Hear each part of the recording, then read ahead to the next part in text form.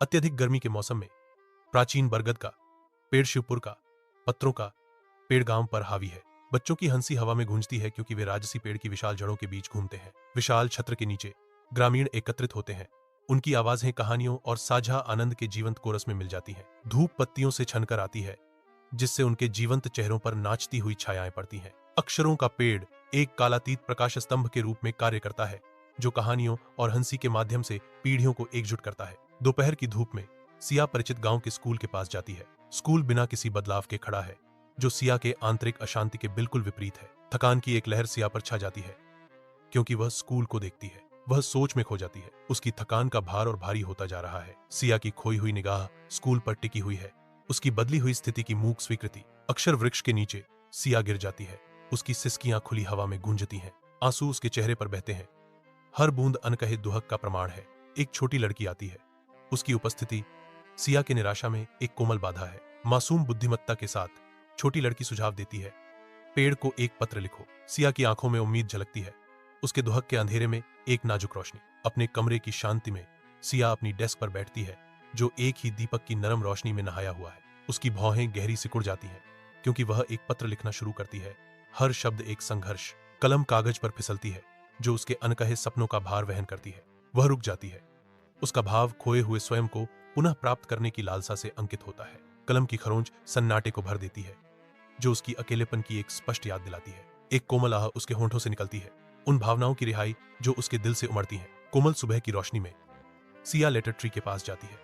उसका दिल अनकहे आशाओं और मौन प्रार्थनाओं से भरा हुआ है। नाजुक देखभाल के साथ सिया पेड़ पर अपना पत्र सुरक्षित करती है। प्रत्येक हरकत प्रत्याशा और भेद्यता से भरी हुई है। वह पीछे हटती है। उसकी आंखें पत्र पर टिकी हैं, क्योंकि यह धीरे धीरे झूलता है, उसके सपनों को अज्ञात में ले जाता है। आशा और निराशा का एक कड़वा मिश्रण सिया पर छा जाता है। उसका भाव सपनों और वास्तविकता के बीच नाजुक संतुलन को दर्शाता है। वह देखती रहती है, एक मौन निगरानी के रूप में, जैसे उसका पत्र हवा के साथ नृत्य करता है। उसकी इच्छाओं का प्रतीक सुबह की शांति में सिया बनी रहती है। फुसफुसाते पत्तों के बीच एक अकेली आकृति अपने दिल को लेटर ट्री को सौंपती है। सिया लंबे घास से गुजरती है।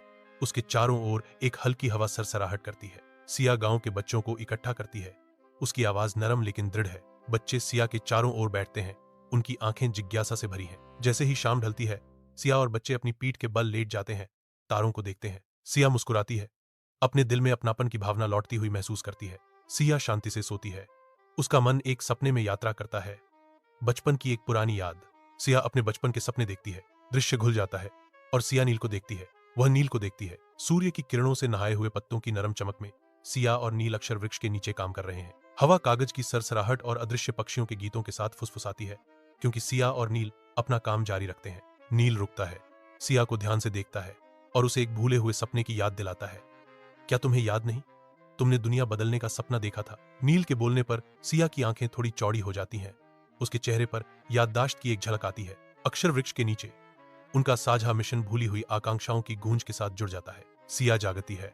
धुंध में खोई हुई, यह सुनिश्चित नहीं है कि दर्शन सपने थे, यादें थीं, या प्राचीन पेड़ से फुसफुसाहटें थीं। भ्रम सिया की विशेषताओं को धुंधला कर देता है, क्योंकि वह अलौकिक अनुभव से जूझती है। उसका दिमाग वास्तविकता और भ्रम के बीच अंतर करने के लिए संघर्ष कर रहा है। सुबह की रोशनी सिया के चेहरे को एक नरम सुनहरी चमक से नहलाती है, जो कोमल छायाएं डालती है, जो उसकी हैरानी के साथ नाचती हैं। कमरा शांत है, सिवाय सिया की उथली सांसों के। हर सांस शांत भोर में एक प्रश्न चिन्ह है। उसकी आंखें धूप में तैरते धूल के कणों के पैटर्न में जवाब खोजती हैं, सांसारिक में सांत्वना की तलाश करती हैं। सिया के भाव में एक सूक्ष्म बदलाव एक उभरती हुई अनुभूति का सुझाव देता है, जो दृश्य और अदृश्य के बीच एक नाजुक पुल का निर्माण करता है। नील सिया गांव में पहुंचता है, जहां उसे अपने सवालों का जवाब चुप्पी से मिलता है। सिया के बुजुर्ग दृढ़ता से खड़े हैं। नील के पास आने पर उनके भाव स्पष्ट हैं। नील ग्रामीणों का सामना करता है। उसकी उम्मीद कम होती जा रही है, क्योंकि वे कोई सहायता प्रदान नहीं करते हैं। ग्रामीण चुप रहते हैं। उनकी आंखें नील की निगाहों से बचती हैं। नील को एहसास होता है कि उसकी खोज एक मृत अंत तक पहुंच गई है, जिससे निराशा बढ़ती है। पराजित नील अकेला खड़ा है, क्योंकि सिया गांव के रहस्य बंद है। सिया अपने लैपटॉप पर झुकी हुई बैठी है। उसका चेहरा स्क्रीन की तीव्र चमक से प्रकाशित होता है। उसकी उंगलियां कीबोर्ड पर बेतहाशा नाचती हैं, क्योंकि वह बेतहाशा नील की तलाश करती है। अंतहीन स्क्रॉलिंग आशा की एक झलक पैदा करती है। उसे नील का कैनवास शीर्षक वाला एक फेसबुक कला पृष्ठ मिला। सिया अकेली बैठी है। मंद रोशनी उसके चेहरे पर लंबी परछाइयां डाल रही है। उसकी निगाहें एक कलापृष्ठ पर एक तस्वीर पर टिक जाती हैं। उसके होंठों पर एक उदासीन मुस्कान खेल रही है। तस्वीर में एक लड़की बरगद के पेड़ के नीचे बैठी है, एक दृश्य जो सिया की अपनी प्रिय बचपन की यादों को दर्शाता है। यह छवि सिया के भीतर गहरी लालसा जगाती है, जो सरल समय की एक दुखद याद दिलाती है। सिया अपने धुंधले घर में अकेली बैठी है। उसकी उंगलियां उसके फोन पर टिकी हैं। उसकी उंगलियां कीबोर्ड पर नाचती हैं, क्योंकि वह एक संदेश लिखती है, एक हिचकिचाहट भरे विराम के साथ। वह संदेश को डिजिटल शून्य में भेजती है। उसके मन में उसकी आवाज गूंजती है, क्या तुम वही नील हो जिसने 7वीं कक्षा तक शिवपुर में पढ़ाई की थी? भेजा गया संदेश। वह इंतजार करती है। उसके घर की शांति उसकी प्रत्याशा को बढ़ाती है। सिया के धुंधले घर में परछाइयां दीवारों पर चंचल रूप से नाचती हैं, जो रहस्यों का संकेत देती हैं। एक स्पष्ट प्रत्याशा की भावना हवा में भारी रूप से लटकी हुई है। नील की आवाज सन्नाटे को चीरती है। आशा और आशंका का मिश्रण उसके लहजे को रंग देता है। उसका सवाल हवा में तैरता है, हाँ, और क्या तुम सिया हो? सभी आंखें दरवाजे की ओर मुड़ जाती हैं, जहां सिया धुंधली रोशनी के खिलाफ सिलहूट में खड़ी है। मोमबत्ती की धीमी रोशनी में सिया और नील एक दूसरे के सामने है। कमरे की छायाएं उनकी साझा भेद्यता को प्रतिध्वनित करती हैं। सिया चुप्पी तोड़ती है, बहुत समय हो गया नील। नील जवाब देता है, उसकी आवाज अफसोस से भरी हुई है, बहुत लंबा। सिया, बहुत लंबा। सिया की आवाज नरम लेकिन दृढ़ है, लेकिन हमें कोशिश करनी होगी नील। हमें आगे बढ़ने का रास्ता खोजना होगा। लखनऊ का कमरा नरम रोशनी से भरा है। हवा में धूल के कण तैरते हैं। नील खड़ा होता है। उसके चेहरे पर एक गर्म मुस्कान छा जाती है। नील विस्तार से इशारा करता है। उसका निमंत्रण हवा में लटका हुआ है। मैं सिया को लखनऊ आने के लिए आमंत्रित करता हूँ। नील का गर्म भाव कमरे को प्रत्याशा से भर देता है। हल्की रोशनी नील के घर के आकर्षण को बढ़ाती है, जो सिया के आने का इंतजार कर रहा है। लखनऊ रेलवे स्टेशन पर चहल पहल है, क्योंकि सिया प्लेटफॉर्म पर कदम रखती है। उसका आगमन एक लंबी यात्रा का अंत दर्शाता है। हलचल भरे मंच पर नील का चित्र उभरता है। उसकी आंखें खोजती हैं, सिया पर टिकी हैं, एक ऐसी नजर से जो अनकहे शब्दों से भरी है। समय जैसे थम सा जाता है जब उनकी आंखें मिलती हैं, वर्षों के अंतर को एक मौन शक्तिशाली संबंध से पाटते हुए। भीड़ भाड़ वाले स्टेशन पर वे एक दूसरे को ढूंढते हैं। उनकी निगाहें अनकही कहानियों से भरी हैं, एक लंबे समय से प्रतीक्षित पुनर्मिलन। दुनिया धुंधली हो जाती है, क्योंकि सिया और नील एक साधारण नजर से फिर से जुड़ते हैं। उनकी आंखें वर्षों की लालसा और अनकही कहानियों को व्यक्त करती हैं। नील की कला गैलरी के शांत वातावरण में नरम दिन की रोशनी प्रदर्शित चित्रों के जीवंत रंगों को उजागर करती है। नील एक घिसे पिटे चमड़े से बंधे स्केचबुक के बगल में खड़ा है, जिसके पन्ने कलात्मक जुनून की कहानियां फुसफुसाते हैं। स्केचबुक के भीतर हर रेखाचित्र एक ही पेड़ और गांव की गूंज है, एक भूतिया पुनरावृत्ति जो बहुत कुछ कहती है। सिया की मायावी छाया हर स्केच की पृष्ठभूमि में लगातार मंडराती है, एक भूतिया उपस्थिति जो नील की कला को सताती है। दीर्घा की दिन की रोशनी रेखाचित्रों पर शांत चमक डालती है, फिर भी सिया की छाया बनी हुई है, जो कला में लिपटी एक पहेली है।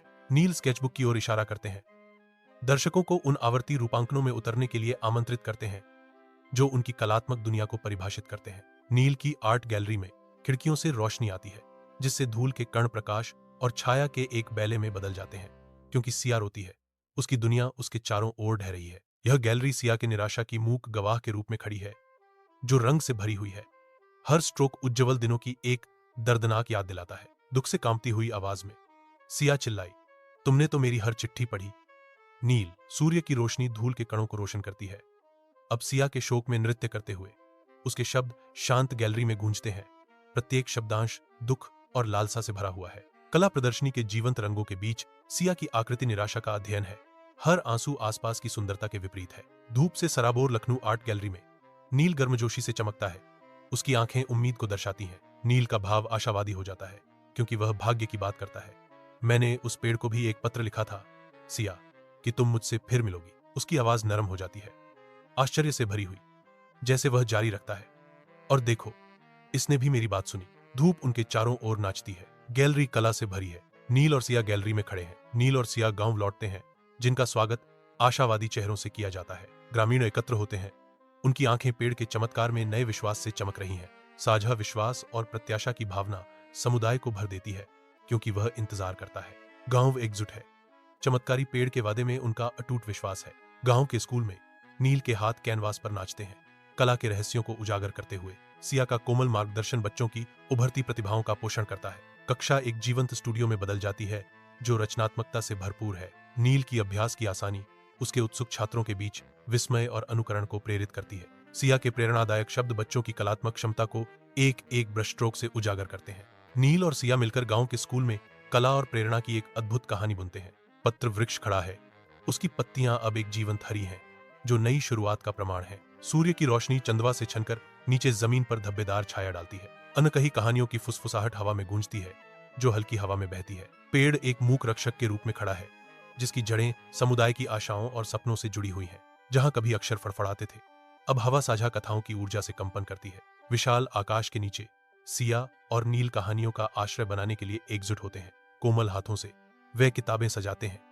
प्रत्येक नए दुनिया के लिए एक द्वार, एक संकेत प्रकट होता है, जो इस अभयारण्य को लेटर ट्री घोषित करता है। पुस्तकालय का नाम लेटर ट्री है। जैसे ही सूरज ढलता है, सिया और नील गांव में टहलते हैं, हाथ में हाथ डाले, क्योंकि छायाएं लंबी होती जाती हैं और हवा झिंगुरों की शांत सिम्फनी और बच्चों की दूर की हंसी से गूंजती है। उनके गुंथे हुए हाथ साझा खुशी की एक मौन कहानी कहते हैं।